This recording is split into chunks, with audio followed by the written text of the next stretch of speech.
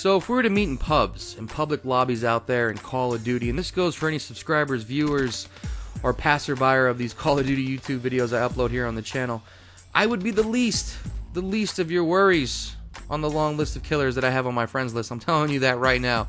Now, don't get me wrong, I'm very confident in my game, but I will say this, I am a team player. You know, I like to play the thorn in the side, getting the enemy team's flanks, very strategic, very calculating.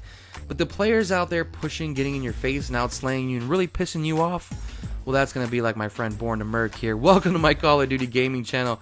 I am Nessinator, and I have another guest gameplay for you guys on the channel today. And I'd like to introduce Born to Merk, probably one of the best players that I know here on Xbox, and I mean that with all sincerity. This guy is an amazing Call of Duty player. Met him back in Call of Duty Ghost through mutual pub stomping friends. We hit it off, and we've been pub stomping alongside each other ever since. And you could just tell by his movements here in this gameplay. This guy's on a different planet, man. He plays Claw. I'm pretty sure he plays Claw. Merk, correct me in the comment section if I'm wrong. But he uses the Claw style, doesn't even have a scuff. And from title to title, this guy is just an amazing player. So show him you guys enjoyed the gameplay by hitting that like button. Give a comment down below. Let him know. Merk, thank you for the gameplay as he gets down here on the map, hunted in a game of domination, using the Man of War with the Dark Matter camo. Now, I'm almost there. I'm almost there, guys. All I have left to do are my pistol long shots before moving on to the combat knife. Now, I've been using my pistols in core, getting all the challenges done.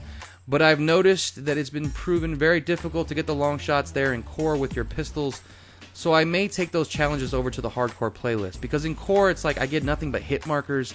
And before I land that last bullet, you know, usually they're getting killed by one of my teammates like Merk here. So what I may end up doing is taking my long shot challenges for the pistol over to the hardcore playlist, knock those out real quick, get diamond pistols, and then move on to my combat knife, and then I'll be done after that. Now, anybody out there that's going for Dark Matter, I gotta give you props, because the grind is real. I gotta respect anybody out there that's gone through all these Dark Matter challenges, and it definitely tests your patience. I will say this, I do feel that it makes you a better player.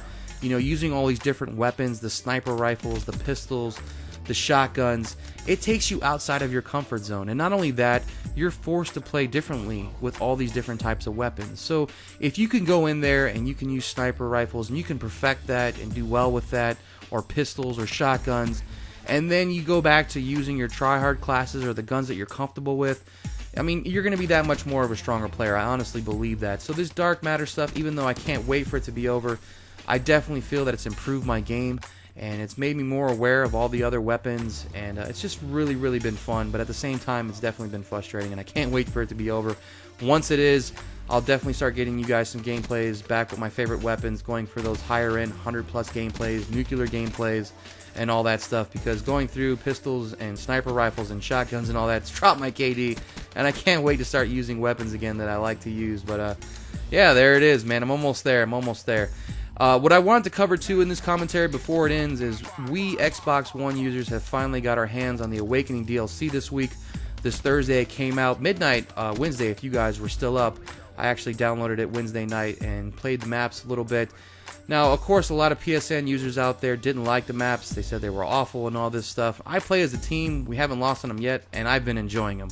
I gotta tell you, I don't know if it's just because it's new material, and I got really tired of playing the same maps here in Black Ops 3. This game was getting stale for me, man. You know, playing the same maps over and over again, and as you guys know, before they patched it, we were always playing Combine and all that stuff, and, you know, the same maps here from the beta into the game.